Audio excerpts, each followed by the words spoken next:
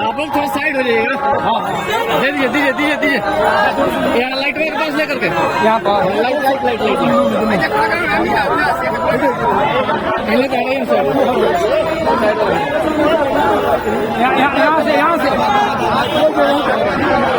थोड़ा लाइट के पास आइए सर।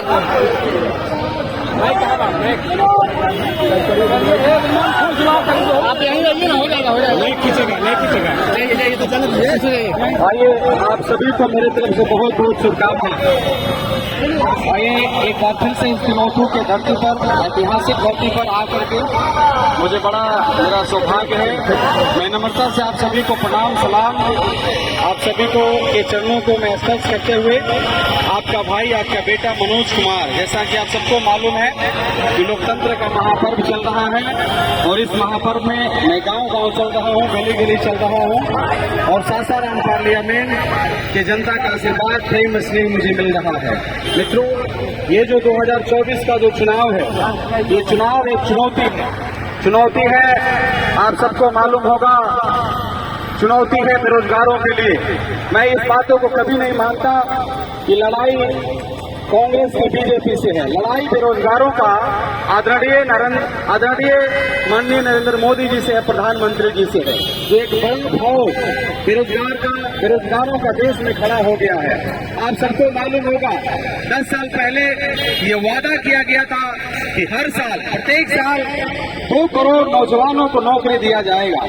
आप सबको मालूम होगा कि हमारे घर के माता पिता चाचा चाची हम सब अपने बच्चों को भीख मांग करके रोटी नमक खा करके पढ़ाते हैं।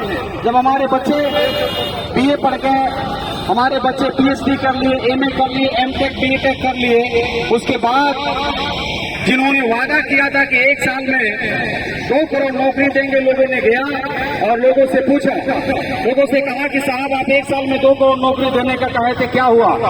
उन्होंने कहा कि आपको मालूम होना चाहिए कि किसी चौराहा पर चले जाओ और जाकर के पकौड़ा का दुकान खोल लो, यही नौकरी है, यही नौकरी उन लोगों ने दिया पढ़ा लिखा लोगों को।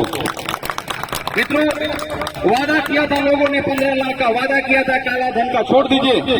कुछ दिन पहले मैं अधौरा पहाड़ में था, कुछ दिन में चनारी साइड में था। कुछ लोगों ने मिल करके आकर के आंसू बहा करके कहा कि भैया खाना पीना नौकरी छोड़ दीजिए, कम से कम हम लोग को पानी तो मिले। मैं आपको बताना चाहता हूँ यही स्थिति हमारे सासाराम पार्लियामेंट का है।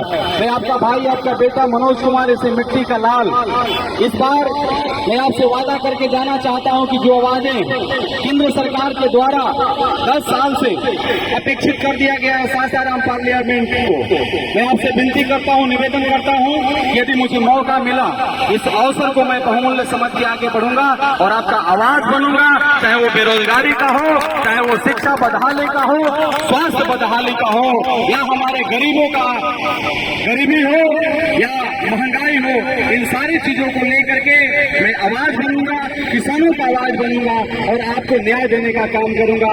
मैं आवाज बन करके आपका सदन में आवाज को उठाऊंगा और उसके माध्यम से मैं आपको न्याय दूंगा। एक चीज आप सबको मालूम होगा कि ये सासाराम पार्लियामेंट जो है ऐतिहासिक पार्लियामेंट है। यहाँ से जिसकी जीत होती है उसी का सरकार केंद्र में बनता है। इतिहास है आजादी से लेके आज तक ये सासाराम पार्लियामेंट जो जीता है उसी का सरकार बना है। इस बार सासाराम पार्लियामेंट की जनता का जो मुझे सभी जाति सभी धर्म, इवन जाति पार्टी धर्म से ऊपर उठे लोगों ने जो सहयोग मुझे किया है, पूरा मुझे भरोसा है कि आप अपने मिट्टी के लाल को इस बार आप मौका देने जा रहे हैं। और यही नहीं, केंद्र में सरकार बनने जा रही है, इंडिया गठबंधन का सरकार बनेगा और आपके सारे समस्याओं का हल होगा। इन्हीं शब्दों के साथ मैं गांव-गांव जा रहा हूं और ये वादा कर रहा हूं महिलाओं से कि आप सरकार इंडिया गठबंधन का बनेगा। और कांग्रेस पार्टी ने वादा किया है कि हर महिलाओं को 1 लाख रुपया देंगे, हर महीना 8,000 रुपया देंगे। हमने वादा किया है नौजवान भाइयों से कि 30 लाख रोजगार हम लोग देंगे। हम लोगों ने वादा किया, हमारे नेता ने किसान भाइयों को कि ये एमएसपी के लिए जो आप संघर्ष कर रहे हैं उसके साथ हम खड़े होंगे।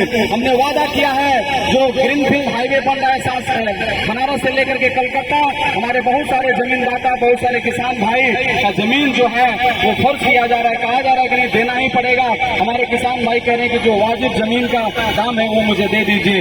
मैं आपका आवाज बनूंगा, आपका बेटा, आपका भाई आवाज बन करके जो आवाजें बंद थी उस आवाज को मैं बुलंद करूंगा। इन्हीं चंद शब्दों के साथ मैं अपने पानी पर विराम देता हूँ। इस रिक्वेस्ट करते हुए 1 तारीख को नंबर 1 खाता हूँ, 1 तारीख को 1 नंबर थाना में अपना बहुमूल्य वोट दे करके अपने बेटा, अपने मिट्टी के लाल को आप विजय बनाएं और इतिहास रचें। बहुत बहुत धन्यवाद, बहुत बहुत धन्यवाद।